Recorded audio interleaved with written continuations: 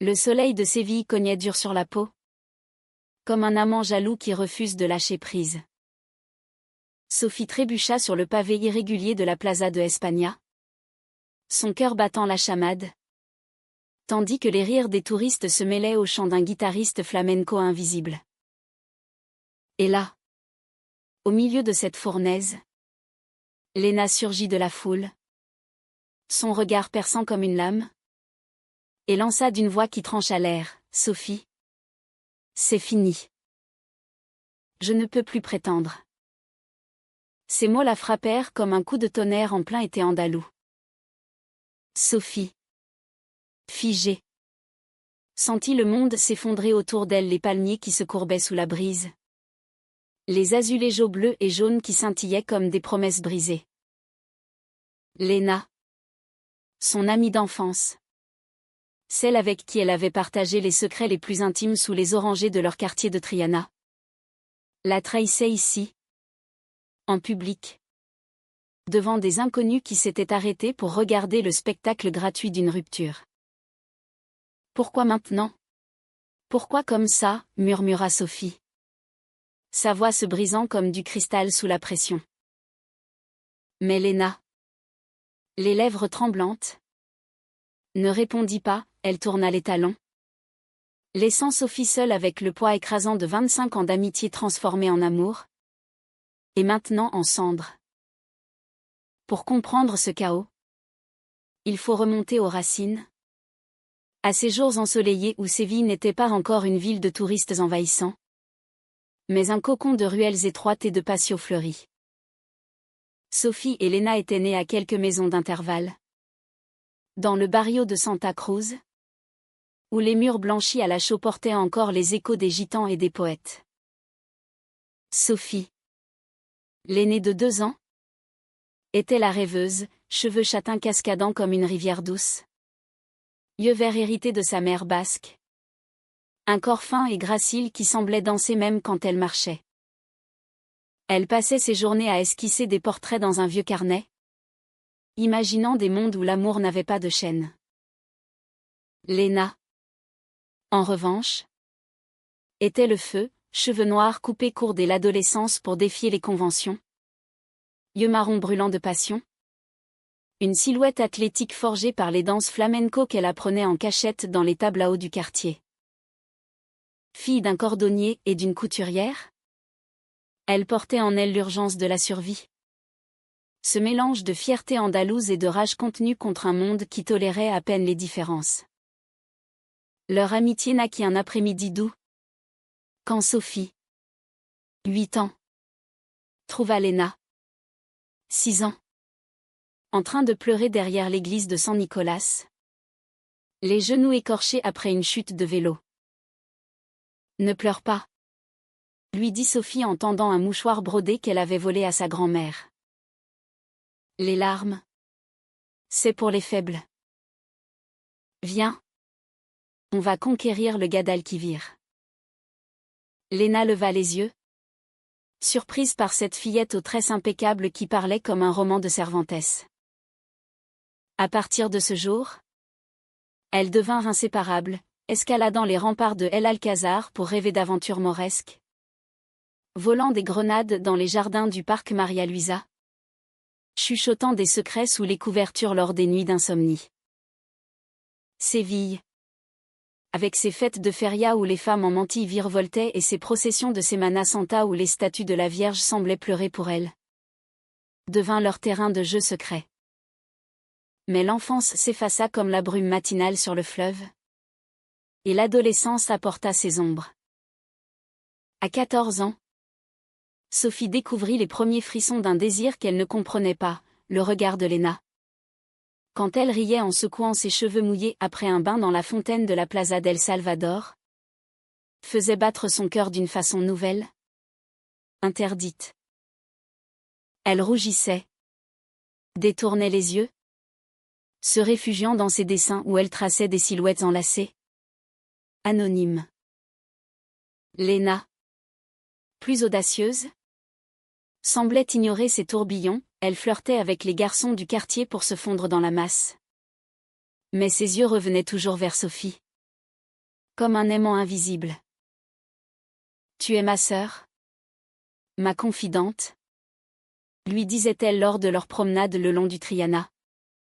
Mais il y avait dans sa voix une fêlure? Un appel muet. À 18 ans? Tout bascula lors d'une nuit de San Juan? Sur les rives du Guadalquivir. Les feux de joie crépitaient. L'air embaumait la sauge brûlée et les embrassades volaient. Sophie et Léna, un peu ivres de sangria maison, s'étaient isolées derrière un bosquet de lauriers. J'ai peur. Léna, avoua Sophie, les larmes aux yeux, après avoir confessé son amour naissant. Léna la serra contre elle, leur corps se pressant dans l'ombre, et murmura, moi aussi. Mais ensemble, on affrontera le monde. Leur premier baiser fut un feu d'artifice, lèvres salées par la mer intérieure de leur peur, mains tremblantes explorant des territoires inconnus. Ce fut le début d'un amour clandestin, nourri dans les alcôves des patios, sous les balcons fleuris où les jasmins murmuraient des encouragements. Elles se juraient fidélité éternelle, ignorant les regards suspicieux des voisines et les sermons voilés du curé du quartier. Pourtant, Séville n'était pas Paris, l'Espagne des années 2000. Même après la légalisation du mariage gay, restait un pays de contrastes, où la tradition catholique serrait encore de près les cœurs rebelles. Sophie, inscrite à l'université de philosophie à Séville, se réfugia dans les livres de Simone de Beauvoir et Virginia Woolf, traduits en castillan, rêvant d'un exil à Montmartre. Léna, pragmatique, intégra une école de danse, où elle excellait dans le flamenco. Ce cri de l'âme andalouse qui masquait ses propres tourments. Leur relation fleurit en secret, dîners volés dans des bodegas cachés, escapades en train vers Grenade pour visiter l'Alhambra au clair de lune, où elles s'embrassaient sous les arches nazaries comme des reines morts oubliées. Mais les fissures apparurent subtilement. Léna, sous la pression de sa famille, un père bourru qui rêvait d'une belle-fille traditionnelle, une mère qui priait pour guérir sa fille, commença à douter. Et si on se trompait, lança-t-elle un soir, après une dispute avec son père qui l'avait surprise rentrant tard avec Sophie. Sophie, blessée, répondit, l'amour n'est pas une erreur. C'est notre vérité. Pourtant, Léna s'éloigna, fréquentant des fêtes où elle dansait avec des hommes pour apaiser les soupçons, laissant Sophie seule avec ses croquis inachevés, où son visage se dessinait de plus en plus mélancolique. À 25 ans, Sophie lança sa première exposition dans une galerie du quartier de Macarena, des portraits de femmes andalouses, fortes et vulnérables, inspirées par Léna. La soirée fut un triomphe modeste, critiques locales élogieuses. Champagne tiède coulant à flots. Léna était là. Radieuse dans une robe rouge sang, applaudissant plus fort que quiconque. Plus tard, dans les coulisses, elles firent l'amour pour la première fois depuis des mois. Sur un canapé poussiéreux, avec la ferveur des damnés. Je t'aime. Pour toujours. Souffla Léna, ses doigts traçant des arabesques sur la peau de Sophie. Celle-ci y crut. À cet instant, comme on croit à un miracle sous les étoiles de l'Andalousie. Pourtant, le destin, ce taureau furieux de la vie espagnole, avait d'autres plans. Quelques mois plus tard, Léna rencontra Isabella lors d'un atelier de danse contemporaine à l'Instituto Andaluz de la Danza. Isabella, une chorégraphe madrilène de 35 ans, aux cheveux roux flamboyants et au charisme magnétique, incarnait tout ce que Léna aspirait à être, libre, accomplie, sans attache. Leur collaboration artistique vira vite à l'intime, Léna, confuse, se laissa emporter par cette passion nouvelle. Un tourbillon qui promettait l'évasion. Elle ne dit rien à Sophie, se contentant d'excuses laconiques, des répétitions tardives. Sophie, sentant le mensonge comme un poison lent, fouillait les silences, les regards fuyants. Mais l'amour l'aveuglait encore. Le jour de la trahison approchait, comme une tempête saharienne sur l'horizon de Séville. C'était lors de la feria de avril. Ce carnaval de couleurs et de passion où la ville entière s'enivre de rebugito et de saeta. Sophie avait supplié Léna de venir à la caseta familiale. Un pavillon décoré de guirlandes et de mantons de Manila. Viens. On dansera comme au bon vieux temps. Avait-elle écrit dans un message? Le cœur serré. Léna accepta, mais avec une hésitation qui aurait dû alerter Sophie. La feria battait son plein, les casetas vibraient au rythme des palmas et des tacones. Les robes à volants tourbillonnaient comme des flammes vivantes. Et l'air était saturé d'odeurs de churros frits et de jasmin fané. Sophie, vêtue d'une robe blanche simple pour contraster avec la profusion environnante, attendait Léna près de l'entrée, son pouce accélérant à chaque cavalier qui passait. Quand Léna apparut enfin, escortée d'Isabella, cette dernière en mantille noire sophistiquée, un sourire conquérant aux lèvres, le monde de Sophie s'effondra en un instant. Sophie, je te présente Isabella. Ma partenaire, dit Léna, la voix chevrotante, mais les yeux baissés. Les mots planèrent dans l'air comme une saeta funèbre. Et la foule, sentant le drame, fit un cercle discret autour d'elle. Sophie sentit une nausée monter, un vertige qui la fit chanceler contre un pilier orné de lanternes. Ta partenaire, répéta-t-elle. La voix rauque, comme si les mots étaient des épines dans sa gorge.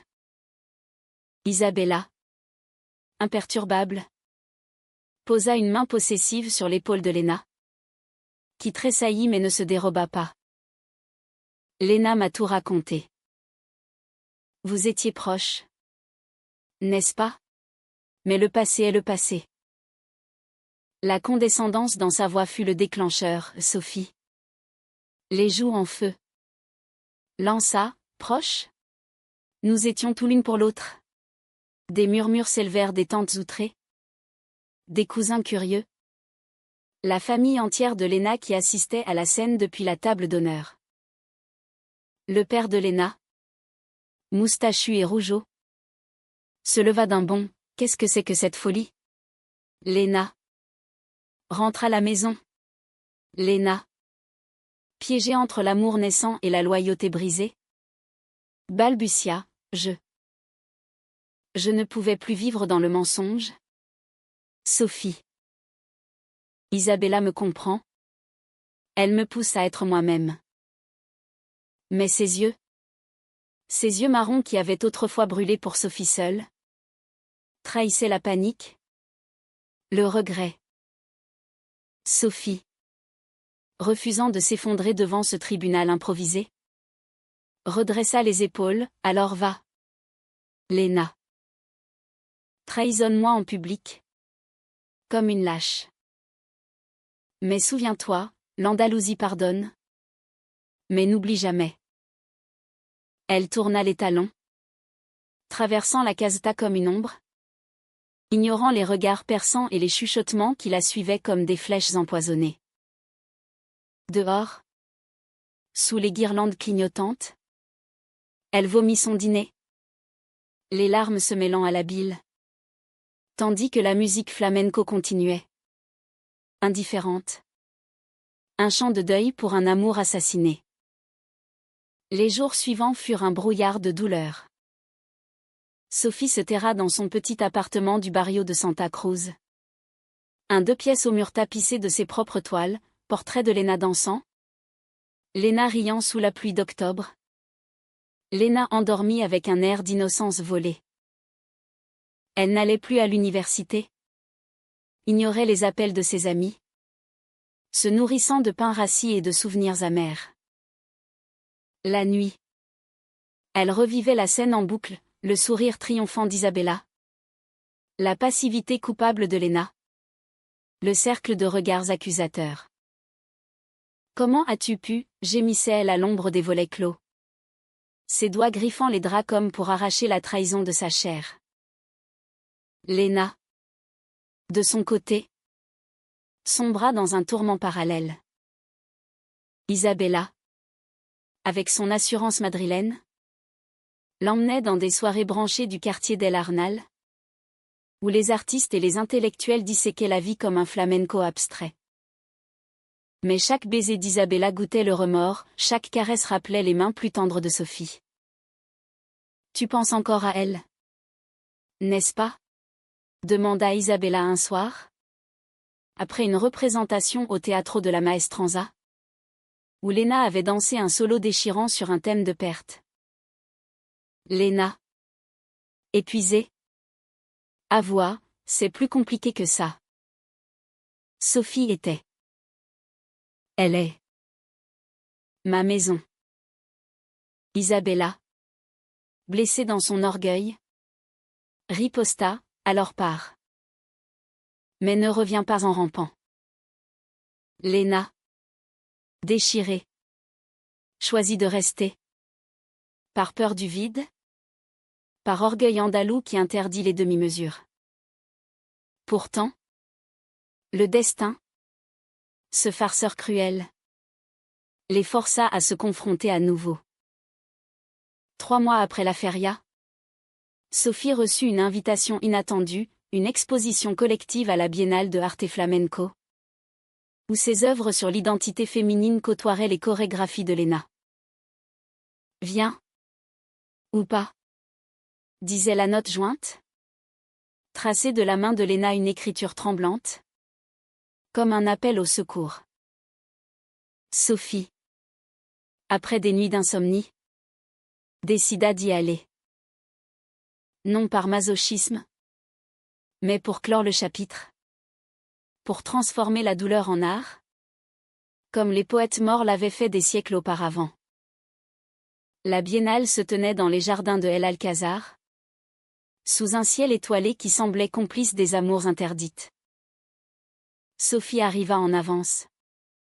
Vêtue d'une jupe noire fluide et d'un chemisier de soie ivoire. Ses cheveux relevés en un chignon lâche qui laissait échapper des mèches rebelles.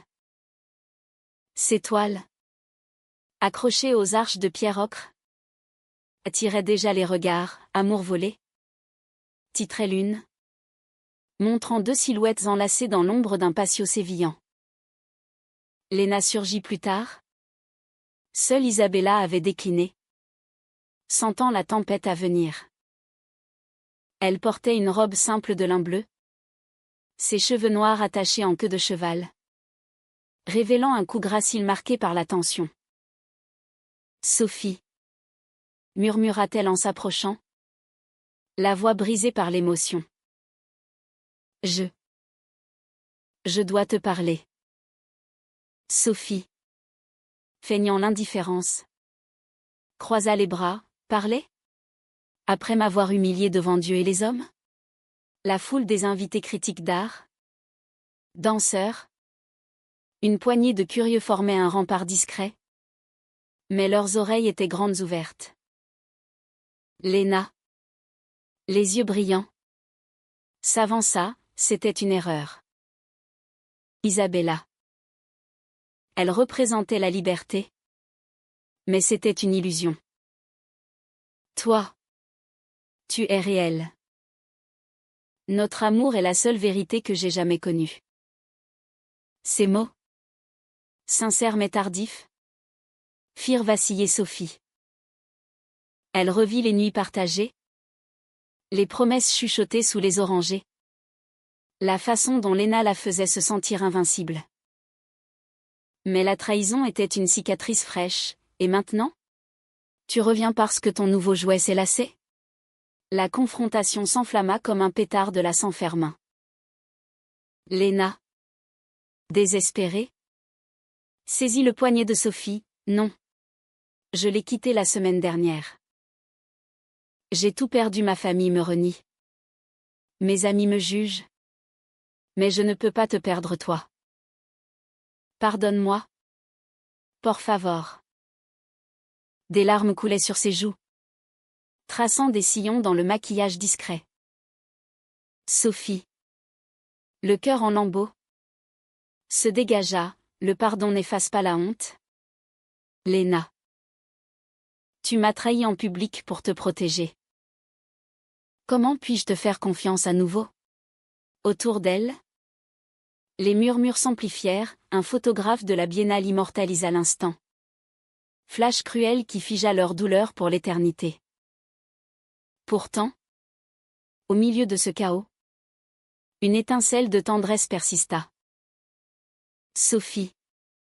Voyant la vulnérabilité de Léna, cette femme forte brisée par ses propres choix, sentit la colère fondre comme neige au soleil andalou. Viens, dit-elle enfin, la voix adoucie. Pas ici. Allons au rempart. Elles s'éloignèrent, laissant la foule à ses spéculations, et grimpèrent les murailles de El Alcázar, où le Guadalquivir scintillait comme un serpent d'argent sous la lune. Là, assises sur la pierre tiède, elles parlèrent pour la première fois depuis des mois, des peurs enfouies, des pressions familiales, de cette société espagnole qui, malgré ses progrès, étouffait encore les amours comme le leur. Léna confessa tout, la panique après la mort de sa mère, survenue 1 an plus tôt d'un cancer fulgurant, qui l'avait laissée orpheline d'un amour maternel conditionnel. J'ai cru qu'Isabella pouvait me réparer, me rendre normale aux yeux de mon père. Mais c'était toi. Toujours toi. Qui me rendait entière. Sophie. Écoutant. Pleura en silence. Ses doigts entrelacés à ceux de Léna par habitude. Par besoin. J'ai eu si mal. Avoua-t-elle. Pas seulement la trahison, mais l'idée que notre histoire n'était qu'un chapitre pour toi. Elles restèrent ainsi jusqu'à l'aube, le vent du fleuve caressant leurs visages fatigués, tissant un fragile pont de réconciliation. Mais la vie, en Andalousie, n'est pas un conte de fées, elle est un duande. Ce esprit flamenco qui mêle joie et tourment. Isabella, furieuse d'avoir été quittée, propagea des rumeurs dans le milieu artistique sévillan. Sophie n'était qu'une amoureuse jalouse. Léna une opportuniste bisexuelle. Les invitations se raréfièrent pour les 2 femmes, les galeries hésitèrent à exposer Sophie. Les tableaux fermèrent leurs portes à Léna. Ensemble, elles luttèrent. Sophie peignit une série cathartique. Trahison en flamenco. Où la douleur se muait en beauté brute, Léna chorégraphia un solo. Remords des Alcázar. Qui remporta un prix mineur à la biennale. Un baume sur leurs plaies. Pourtant, la réconciliation n'était pas acquise, elle se construisait pierre par pierre. Comme les cathédrales gothiques de Tolède. Avec des fissures invisibles. Sophie et Léna reprirent vie commune dans l'appartement de Santa Cruz, transformant les toiles blessées en fresques d'espoir. Les matins étaient doux, café serré bu sur le balcon, face aux toits ocre où les cigognes nichaient, leurs longues pattes comme des promesses de fidélité. Léna cuisinait des gazpachos frais. Sophie lisait des passages de Lorca à voix haute, sa voix caressant l'air comme une brise de Sierra Nevada. Mais la nuit, les fantômes revenaient, Sophie se réveillait en sursaut, hantée par l'image de la feria. Et Léna, tourmentée par la culpabilité, se blottissait contre elle en murmurant des excuses inaudibles. Un après-midi d'octobre, alors que les feuilles des platanes jaunissaient le long de l'avenida de la Constitution, une lettre arriva pour Léna. C'était de son père, Écrit d'une main maladroite sur du papier à lettres bon marché. Ma fille. Ta mère te regarde du ciel. Reviens. Ou du moins. Oublie cette abomination. Isabella était une erreur. Mais celle-ci. C'est le diable. Léna, lisant à voix haute, éclata en sanglots. Son corps secoué comme un olivier sous la tempête. Sophie, impuissante, la serra contre elle. Il a tort. Notre amour n'est pas un péché. C'est une grâce. Mais les mots du père creusèrent un sillon de doute. Léna. Cette nuit-là, dormit à l'écart, son dos tourné comme un mur de défense. Le conflit intérieur de Léna culmina lors d'une Semana Santa pluvieuse, où Séville se parait de capirotes violets et de pasodobles solennels. Elle assistait à la procession de la Macarena, cette vierge aux yeux de velours qui pleurait des larmes de cristal pour les pécheurs. Au milieu de la foule compacte, sous la pluie fine qui perlait sur les nazarénos encapuchonnés, Léna murmura, « Et si mon père avait raison? Et si je te détruisais? » Sophie. Sophie. Trempée jusqu'aux os, répondit avec ferveur, « Tu ne me détruis pas. Tu me rends vivante. Regarde autour de nous, même dans cette dévotion rigide. Il y a de la place pour nous. » Mais Léna, secouée, s'éloigna dans la nuit, courant vers le Guadalquivir comme pour noyer ses démons. Sophie la chercha des heures, paniquée, arpentant les ruelles luisantes où les chandelles des pasos projetaient des ombres dansantes. Elle la trouva enfin sur le pont de Triana, adossée au parapet, fixant les eaux noires du fleuve. « Ne pars pas, » supplia Sophie, essoufflée, ses cheveux plaqués par la pluie comme une couronne de martyr. Léna, les yeux rougis, se tourna, « Je t'aime. Mais j'ai peur. Peur de te perdre à cause de ma faiblesse. Peur que notre amour soit une malédiction. » Elles s'embrassèrent là, sous l'averse. Un baiser salé de pluie et de larmes, chargé de la passion désespérée des amants maudits. Alors affronte-la. Cette peur, dit Sophie en la ramenant chez elle. Ensemble. Ce fut le tournant. Léna, galvanisée, affronta son père lors d'un déjeuner tendu dans la maison familiale de Triana. La table était dressée comme pour une trêve paella fumante. Vino de gelée. Mais l'air crépitait de non-dit. Papa. Sophie est ma vie, déclara Léna, la voix ferme malgré le tremblement des mains. Le vieil homme, moustache frémissante, abattit son poing, blasphème. Tu déshonores ton sang gitano. Mais Léna tint bon, racontant leur histoire comme un saëta, les joies partagées, les peines surmontées, l'amour qui transcendait les conventions. Sophie, silencieuse à ses côtés, serra sa main sous la nappe. Un ancrage muet. Le père, vaincu par les larmes de sa fille, marmonna un « Je prierai pour vous » avant de quitter la table, pas un pardon, mais un pas vers la tolérance. Libérée de ce poids, Léna s'épanouit, elle fonda une troupe de danse queer, du hand libre, mêlant flamenco traditionnel à des thèmes d'identité fluide, dansant dans des espaces alternatifs comme le Centro Andaluz de Arte Contemporaneo.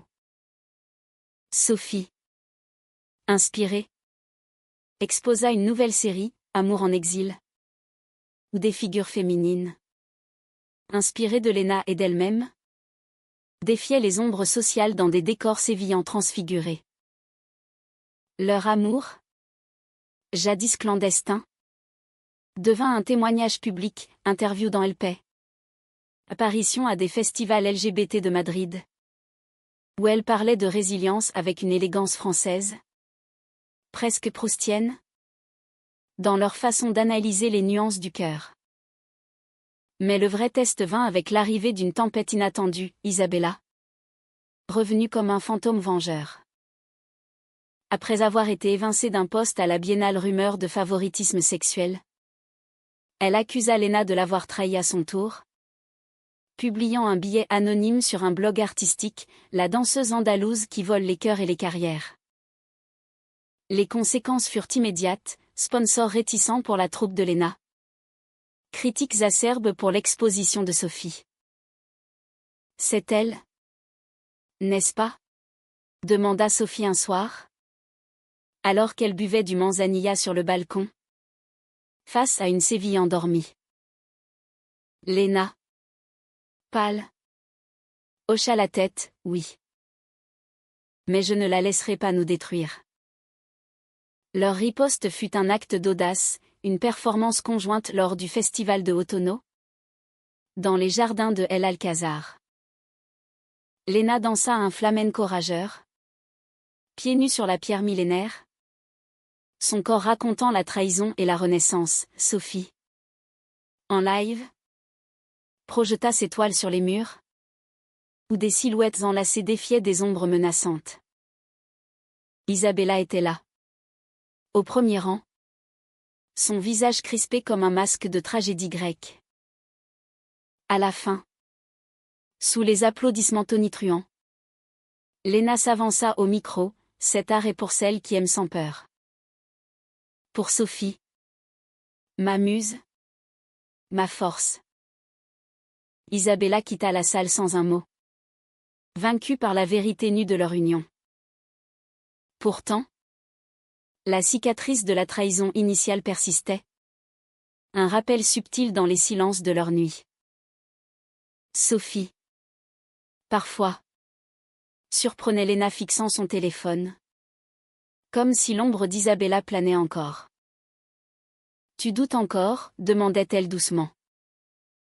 Léna, chaque fois, répondait par un baiser fervent, jamais de toi. Seulement de moi-même. Et Sophie croyait, car l'amour, en fin de compte, est une foi irrationnelle, un salto mortal au-dessus du vide. Hiver vint, avec ses pluies froides qui lavaient les rues de Séville comme des larmes purificatrices. Elles célébrèrent Noël dans un petit restaurant du quartier de Nervion, loin des fastes familiaux, dindes rôties à l'espagnol, turons doux comme leur murmure. À nous, porta Sophie en toast, ses yeux verts pétillants. Léna, émue, répondit, à l'avenir, sans ombre. Mais au fond d'elle, Sophie savait que les ombres font partie de la lumière, sans la trahison. Leur amour n'aurait pas cette profondeur, cette humanité forgée au feu du Duande. Un matin de janvier, alors que la brume enveloppait la Giralda comme un voile de mariée, Sophie découvrit qu'elle était enceinte non d'un enfant, mais d'un projet fou, un livre illustré. Récits d'amours andalouses, mêlant ses dessins aux mots de Léna sur leur parcours. C'est notre legs, dit-elle à Léna, qui pleura de joie, serrant le manuscrit inachevé contre son cœur. Ensemble, elles l'écrivirent, page après page, transformant la douleur en prose poétique, un hymne à l'amour lesbien en terre de passion et de préjugés. Le printemps ramena ses hasards, ces fleurs d'oranger dont le parfum enivrant rappelait les premiers émois. Sophie et Léna, renforcées par leur œuvre commune, décidèrent de s'engager publiquement, une cérémonie intime dans un patio du barrio de Santa Cruz, entourée d'amis choisis et d'un prêtre progressiste qui bénit leur union sans dogme. Léna, en tailleur pantalon blanc, cheveux noirs ornés d'une couronne de laurier, veux, je te promets la danse de ma vie. Sophie, avec tous ses tours et ses retours. Sophie, En robe de lin crème? Yeux verts voilés d'émotion? Répondit, et je te promets mes couleurs. Léna. Pour peindre nos jours de lumière. Les inviter une galerie éclectique de danseurs? Artistes et exilés du cœur applaudir? Et Séville, discrète, sembla approuver d'un rayon de soleil filtrant à travers les treilles. Mais la vie, fidèle à son essence dramatique, réservait un dernier coup de théâtre. Quelques semaines plus tard, le père de Léna, terrassé par une crise cardiaque lors d'une corrida au Maestranza, appela sa fille sur son lit d'hôpital. « Viens. Mija. » murmura-t-il. La voix faible comme un dernier saëta. Léna, déchirée, se rendit à son chevet. Sophie à ses côtés comme un bouclier. La chambre, imprégnée d'odeurs d'antiseptique et de regret, devint le théâtre d'une rédemption finale. Le vieil homme, yeux clos mais cœur ouvert, tendit une main calleuse. J'ai été aveugle. Ton amour. Protège-le. Comme la Vierge protège Séville. Il mourut cette nuit-là. En paix. Laissant à Léna un héritage inattendu, une boîte de photos jaunie. Montrant sa mère jeune. Dansant flamenco avec une amie aux yeux vers un écho secret de leur propre histoire. La mort du père fut un deuil doux amer? Un portail vers la guérison. Léna, en héritant de l'atelier de cordonnerie familiale, le transforma en studio de danse communautaire. Un espace où les jeunes LGBT d'Andalousie pouvaient s'exprimer sans peur. Sophie, quant à elle, publia leur livre chez une petite maison d'édition barcelonaise, qui devint un best-seller discret, traduit en français pour toucher ce public romantique qui avait inspiré leurs plumes. C'est notre victoire humaniste, dit Sophie lors d'une lecture à la librairie de la Buhardilla. Sa voix résonnant dans la salle comble.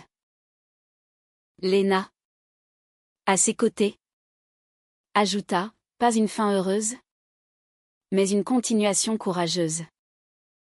Pourtant, la trahison originelle n'était pas effacée, elle était intégrée. Comme une veine de quartz dans la pierre de El Alcázar. Lors d'anniversaire, Sophie taquinait Léna, souviens-toi de la feria?